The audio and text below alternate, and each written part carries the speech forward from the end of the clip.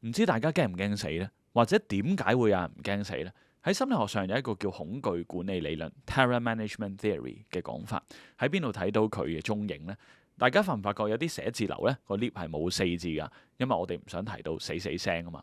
但係假若例如死亡離我哋太近，例如我哋好似戰爭啦、疾病啦等等嘅場口，我哋就會將自身精神嘅追求由自己嘅生命轉移去到一啲不朽嘅事物嗰度，例如保家衛國嘅軍人，佢可能會覺得雖然我生命會消逝，但係國家嘅民族精神係會長存，以國家民族嘅長存去代替咗自己生命嘅短暫。呢啲就係一啲人應對死亡嘅方式，同埋死呢樣嘢好特別嘅。大家可能會聽過叫做從死向生嘅詞語。當感受到我哋喺接近死亡邊緣嘅時候呢，我哋先更加感受到生命嘅臨在同埋可貴。如果大家對呢啲深度議題有興趣嘅話呢，可以嚟緊參加由我任教嘅深度心理學課程。我會同大家探討幾個對人生嚟講幾重要嘅課題，例如係愛啦、死亡啦、生命嘅意義啦、自由等等。希望喺課堂嗰度見到你啦。